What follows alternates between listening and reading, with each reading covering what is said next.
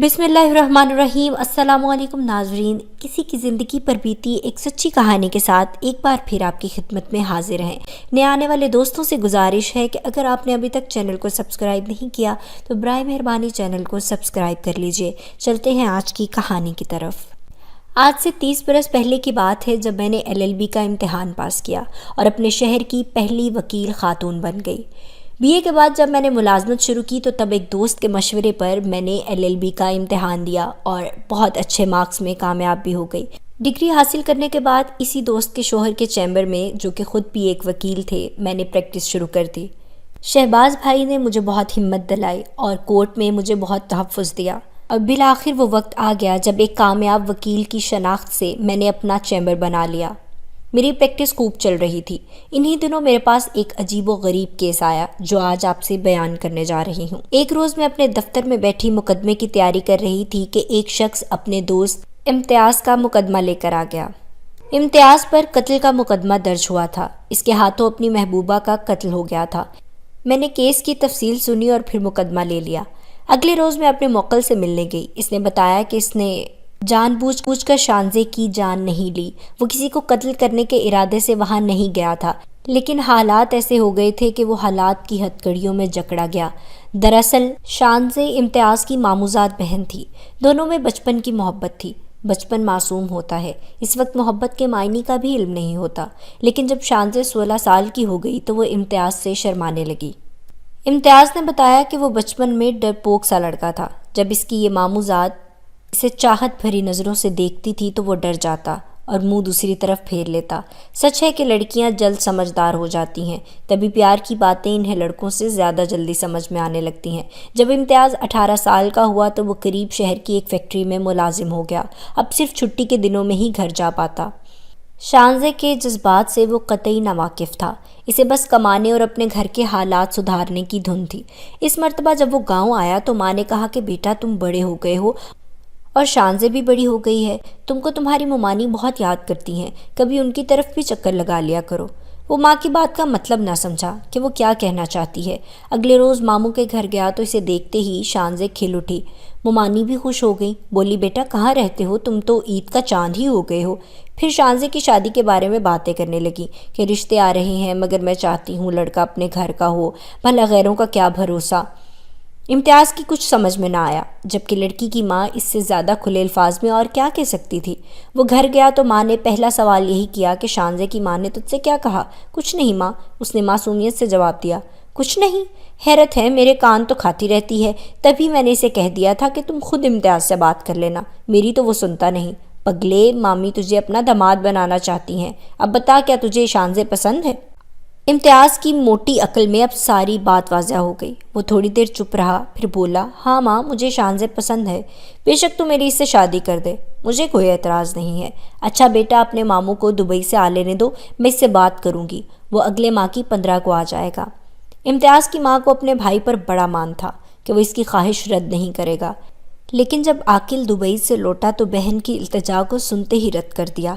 साफ कह दिया कि बीबी, ये ख्याल दिल से निकाल दो, मैंने अपनी लड़की का रिश्ता तनवीर से कर दिया है। वो वहाँ मेरे साथ ही दुबई में काम करता है, बहुत अच्छा लड़का है। भाई की तरफ से चिट्टा जवाब पाकर साबरा दंग रह गई। घर आकर इसने इम्तियाज़ से कहा, बेटा शानजे का ख्याल दिल से निकाल दे, तेरा मामू बदल गया है। आजकल अपनों का खून सफ़ेद हो गया है और ये सब दौलत का करिश्मा है। तू दुबई जाकर कमा रहा होता तो आज तेरी भी कुछ इज्जत होती। इम्तियाज़ दिल महसूस कर रह गया। अगले दिन फैक्ट्री चला गया। ताहम शानजे की माँ ने काफ़ी शोर मचाया, मगर शौहर ने एक ना सुनी, क्योंकि वो बेटी के जज्बात से वाकिफ़ नहीं था। बेटियों के जज्बात से गांव में सिर्फ माएँ ही आशना होती हैं, बापों को तो कुछ पता ही नहीं होता। इम्तियाज़ फैक्ट्री में था जब शानजे की शादी हो गई। चूँकि मामू ने रिश्ता ना दिया था, लिहाजा नाराज़गी के सबब इसकी शादी में शरीक ना हुए। इसने इम्तियाज़ को भी इत्तला ना दी कि खामखा रंजीदा होगा। रुखसती के वक्त शानजे इतना रोई कि बेहोश हो गई, लेकिन होनी को कौन टाल सकता है। इसका ससुराल साथ वाले शहर में था। ये वही शहर था जहां इम्तियाज़ नौकरी कर रहा था। एक रोज़ वो अपने दोस्त के साथ दुकान पर बैठा बाजार की रौनक देख रहा था कि एक नई नवेली दुल्हन अपने जीवन साथी के साथ दुकान में आ गई। वो हैरत से साकिन रह गया। ये बनी संवरी दुल्हन शानजे और इसकी बचपन की साथी थी। शानजे ने امتیاز کو پہچان کر سلام کیا اور شوہر کو بتایا کہ یہ میری پھوپھی زاد کا بیٹا ہے۔ اس کے شوہر نے سلام کیا اور رسماً اپنے گھر آنے کی دعوت دی۔ امتیاز بولا ہاں کسی دن حاضر ہو جاؤں گا۔ تبھی شانزے نے گھر کا پتہ بھی بتا دیا۔ ایک روز امتیاز ڈیوٹی ختم کر کے کسی کام سے اس علاقے میں جا نکلا جہاں شانزے کا گھر تھا۔ اسے یاد آیا کہ اس کی ماموں زاد اور اس کے شوہر نے آنے کی تاکید کی تھی۔ پتے والی پرچی جب جیب سے نکالی تو پڑھ کر حیران رہ گیا کہ وہ ان کے گھر کے بالکل سامنے کھڑا تھا۔ اس نے دروازے پر لگی بیل بجائی۔ شانزے کا شوہر باہر نکلا۔ وہ پہچان کر اسے گھر میں لے آیا۔ اندر آ کر دیکھا تو نو بیاتہ دلہن میلے کپڑوں میں اداس بیٹھی ہے۔ امتیاز پر نظر پڑتے ہی آنسو ٹپ ٹپ آنکھوں سے نکلنے لگے، لیکن جلدی سے اس نے آنسو پونچھ ڈالے اس سے پہلے کہ شوہر اس کی طرف دیکھتا۔ امتیاز کا دل افسردہ ہو گیا، مگر ایسی کوئی بات نہ کی جس کی وجہ سے شانزے کا شوہر بعد میں اس سے کسی قسم کی باز پرس کرتا۔ وہ تھوڑی دیر اس کے پاس بیٹھ کر ادھر ادھر کی باتیں کرنے کے بعد واپس آ گیا۔ اس دوران شانزے نے اس کو چائے لا کر دی لیکن زیادہ بات نہیں کی۔ اس دن کے بعد امتیاز کا دل بے قرار رہنے لگا۔ وہ سوچتا رہا آخر شانزے کیوں رو رہی تھی، وہ کیوں اداس تھی۔ کاش وہ اس سے وجہ پوچھ سکتا، وہ اپنا دکھ اسے بتا پاتے، لیکن دونوں مجبور تھے۔ ایک غیر آدمی کی موجودگی میں ایک دوسرے سے کیوں کر حال دل کہہ سکتے تھے۔ 15 دن گزر گئے۔ امتیاز کے دل کو قرار نہ آ سکا۔ وہ دوبارہ شام کو شانزے کے گھر چلا گیا۔ وہاں عجیب منظر تھا۔ اس کا شوہر اسے بری طرح پیٹ رہا تھا اور اس کی ساس تماشا دیکھ رہی تھی۔ اس نے شانزے کے شوہر کا ہاتھ پکڑ لیا اور پوچھا جوان مرد کیوں اسے مار رہے ہو؟ آخر اس کا کیا قصور ہے جو ایسی سزا دے رہے ہو؟ وہ بولا تم ہٹ جاؤ، یہ ہم میاں بیوی کا معاملہ ہے، خبردار بیچ میں مت آنا ورنہ میں تمہاری بھی ٹھکائی کر دوں گا۔ ایسے ہی ٹھکائی کر دو گے؟ میں نے چوڑیاں تو نہیں پہن رکھی، خبردار جو آئندہ اس پر ہاتھ اٹھایا، یہ لاوارث نہیں ہے، ہم اس کے وارث ہیں اور ابھی زندہ ہیں۔ میں نے بڑی غلطی کی جو تمہیں منہ لگایا، اپنے گھر آنے کو کہا، تم نے تو رستہ ہی دیکھ لیا ہے، اب آنا تو ذرا سوچ سمجھ کر آنا، میرے گھریلو معاملات میں مداخلت کی تو کام تمام کر دوں گا تمہارا۔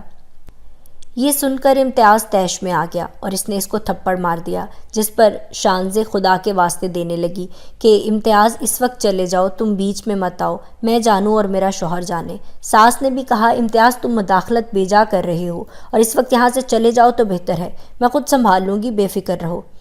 امتیاز کو جائے بغیر چارہ کیا تھا، مگر وہ اپنے دل کا سکون وہاں چھوڑ آیا تھا۔ اسے ایک پل قرار نہ تھا۔ اندازہ ہوا کہ وہ دراصل شانزے سے کتنی محبت کرتا تھا۔ 2 ماہ خود پر جبر کر سکا۔ ایک روز پھر شانزے کا حال معلوم کرنے اس کے محلے گیا۔ اتفاق سے پڑوسن باہر کھڑی تھی۔ امتیاز نے بتایا کہ میں شانزے کا بھائی ہوں۔ وہ بولی توبہ توبہ، تم کیسے بھائی ہو؟ یہ لوگ اس بیچاری سے اتنی بدسلوکی کرتے ہیں کہ اللہ رحم کرے، اور تم لوگ اس کی خیر خبر کو ہی نہیں آتے۔ آج وہ گھر میں اکیلی ہے، اس کا شوہر ماں کو اسپتال دکھانے لے گیا ہے، بڑھیا بیمار ہے، جاؤ اچھا موقع ہے، اس سے حال احوال لے لو۔ وہ گھر کے اندر گیا۔ شانزے اکیلی تھی۔ اسے دیکھتے ہی بولی امتیاز تم کیوں آئے ہو؟ خدا کے لیے فوراً چلے جاؤ، ایسا نہ ہو کہ میرا شوہر آ جائے اور پھر کوئی جھگڑا ہو جائے۔ پہلے بتاؤ کہ یہ لوگ تم سے اتنا برا سلوک کیوں کرتے ہیں؟ جب تک نہیں بتاؤ گی میں نہیں جاؤں گا۔ شانزے نے کہا کہ خدا کے لیے تم چلے جاؤ اور پھر کبھی میرے گھر مت آنا، ورنہ میری زندگی برباد ہو جائے گی، میرا شوہر مجھے طلاق دے دے گا۔ اگر یہ لوگ تم سے اس قدر ناخوش ہیں اور طلاق دینے پر تلے ہیں تو دے دیں، میں تم سے شادی کر لوں گا۔ جب شانزے نے دیکھا کہ وجہ بتائے بغیر امتیاز ٹلنے والا نہیں تو اس نے بتا دیا کہ اس کا شوہر شک کرتا ہے کہ وہ شادی سے قبل پاکیزہ نہ تھی۔ اب میں کیسے اسے یقین دلاؤں کہ میں شادی سے پہلے پاک دامن تھی؟ وہ یقین ہی نہیں کرتا۔ روز قسمیں اٹھواتا ہے کہ اقرار کر لو، تبھی مار پیٹ بھی کرتا ہے، لیکن جب میں گناہ گار ہوں ہی نہیں تو گناہ کا اقرار کیوں کروں؟ بس یہی وجہ ہے، اب جان لی ہے تو اب جاؤ۔ امتیاز کو شدید دکھ پہنچا۔ وہ جانتا تھا کہ شانزے واقعی بے قصور ہے اور اس کا شوہر بد دماغ ہے۔ رات بھر وہ سو نہ سکا۔ غیرت کے مارے اس کا خون کھولتا رہا۔ پھر نہ جانے کیا وحشت اس پر سوار ہوئی کہ دم بخود شانزے کی گھر کی طرف چلنے لگا۔ وہ ایسے کہ اس کے دروازے پر پہنچ گیا، جیسے کوئی نیند میں چلتا ہے۔ اس کو اپنی سوچوں، اپنے ارادوں پر کوئی اختیار نہ رہا تھا۔ جب وہ وہاں پہنچا شام کے 7 بجے تھے اور یہ سردیوں کے دن تھے۔ شانزے کا خاوند کمرے میں اپنے بستر پر لیٹا ہوا تھا۔ امتیاز اس کے سر پر جا پہنچا اور خنجر سے وار کیا تو شانزے तेज़ी से दौड़कर अपने शौहर के ऊपर आ गिरी। एक ही झटके में खंजर इसकी पुश्त में पेविस्त हो गया। ये सब कुछ इस कदर तेज़ी से वाक़या हुआ जैसे किसी अनजानी अनदेखी कुव्वत ने ये सब इससे करा दिया हो। सास ने जो ही ये मंजर देखा वो चीखती चिल्लाती बाहर भागी। शोर सुनकर लोग इकट्ठे हो गए। उन्होंने इम्तियाज़ को पुलिस के हवाले कर दिया। इम्तियाज़ का केस काफ़ी मुश्किल था। बहरहाल मैंने बड़ी मेहनत की, अपने रहनुमा एडवोकेट से भी मदद ली। बहरहाल ये हमारी मेहनत थी कि इम्तियाज़ को फांसी की सज़ा ना हुई, मगर उम्र कैद की सज़ा से वो ना बच सका।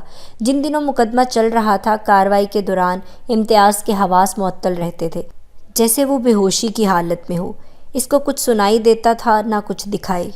कोई क्या कह रहा है, क्या सुन रहा है। माहिर ज़हनी अमराज डॉक्टरों से भी मुआयना कराया गया। एक बार हुकूमत ने कुछ कैदियों की सज़ा में तखफीफ की तो जेल में अच्छे चाल चलन और हाफ़िज़ कुरान होने के बायस इम्तियाज़ की सज़ा में भी कुछ कमी हो गई। बहरहाल जब वो जेल से बाहर आया तो इसकी माँ मर चुकी थी और शानज़े भी इस दुनिया में ना रही थी। रिश्तेदार इसको देखते ही नफ़रत से मुँह फेर लेते और गाँव वाले हकारत से कातिल कहकर कतरा कर गुजर जाते। इसकी ज़िंदगी बेरंग और बेमकसद हो गई थी। एक दिन वो मेरे पास आया और बोला, आपने मेरा केस लड़ा था, मुझे फांसी की सज़ा से बचा लिया। अच्छा था कि फांसी हो जाती तो मैं इस बेरहम दुनिया से निजात पा जाता। अब बताओ मैं कहाँ जाऊँगा? गांव वाले और रिश्तेदार सभी इतनी नफ़रत करते हैं कि मुझको देखते ही मुँह फेर लेते हैं। खुदारा दोबारा जेल भिजवा दो या अपने पास रख लो, उम्र भर आपकी खिदमत करता रहूँगा। दुनिया में अब कोई मेरा ठिकाना नहीं रहा।